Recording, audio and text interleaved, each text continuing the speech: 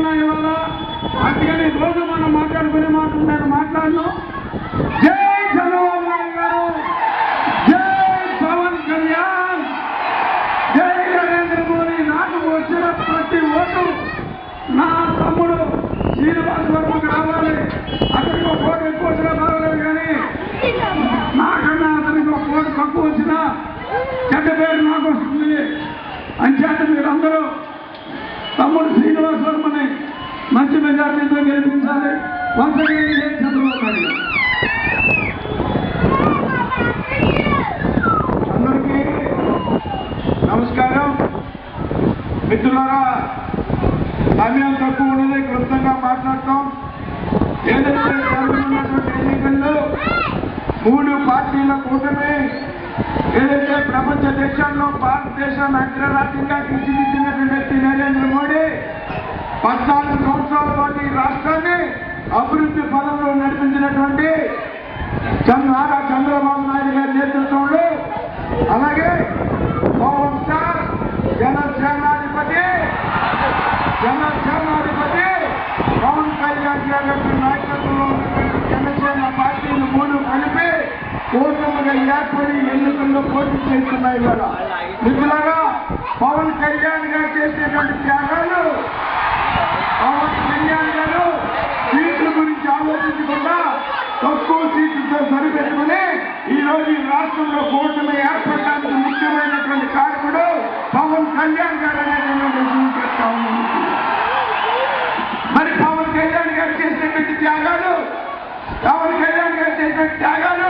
ఫలప్రదం కావాలి అంటే మనం అంతా ప్రతి వ్యక్తిన కూటమి అభ్యర్థిని గెలిపించుకోవాల్సినటువంటి అవసరం ఉంది. గత 14 సంవత్సరాలు ముఖ్యమంత్రిగా చేసినటువంటి నారా చంద్రబాబు నాయుడు గారు ఈ రాష్ట్రంలో బీసీ సాధికారిత సాధించినటువంటి వ్యక్తి, ఈ రాష్ట్రంలో మహిళా సాధికారిత సాధించినటువంటి వ్యక్తి. మిత్రులారా, కాబట్టి చెప్తున్నా, ఇవాళ కేంద్రంలో నరేంద్ర మోడీ గారి ప్రభుత్వం రావడం ఖాయం, రాష్ట్రంలో చంద్రబాబు గారి నాయకులు ప్రభుత్వం రావడం ఖాయం.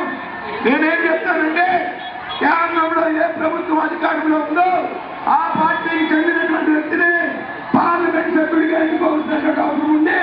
అదేవిధంగా కేంద్రంలో ఎన్డీఏ కూటమి, రాష్ట్రంలో ఎన్డీఏ కూటమి, అదే ఎన్డీఏ కూటమికి సంబంధించిన వ్యక్తిని ఇక్కడ శాసనసభ్యుడిగా ఎన్నుకున్నప్పుడు మాత్రమే ఈ నియోజకవర్గంలో అభివృద్ధి ప్రతి ఎత్తున సాధ్యమవుతుందనేటువంటి విషయాన్ని మీరంతా గ్రహించి దయచేసి ఓటు వేయండి.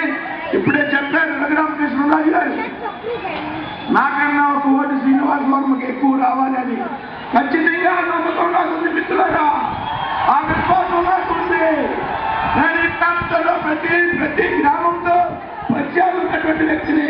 ఖచ్చితంగా నాకు ఈ నియోజకవర్గంలో మిగతా 6 నియోజకవర్గాల కన్నా ఉండి నియోజకవర్గంలో అది ఎక్కువ మెజార్టీ వస్తుంది అని చెప్పడంలో నాకు నమ్మకం ఉందని మీ అందరికీ తెలియజేస్తూ సెలవు తీసుకున్నాను. జై హింద్, జై భారత్. నాగరాజు గారు మాట్లాడతాం.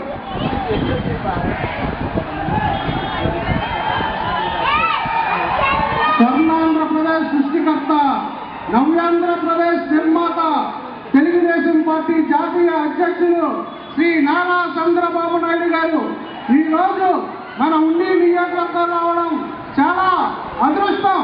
ఎందుకంటే ఈ ఉండి నియోజకవర్గానికి తెలుగుదేశం, జనసేన, బీజేపీ ఉమ్మడి అభ్యర్థిగా మన కనుమూరి రఘురామకృష్ణరాజు గారు తిరుమల, అలాగే నర్సాపురం పార్లమెంట్ సభ్యులుగా మన గోపపురం శ్రీనివాస్ వర్మ గారు మరి ఉమ్మడి అభ్యర్థిగా పోటీ చేస్తున్నారు.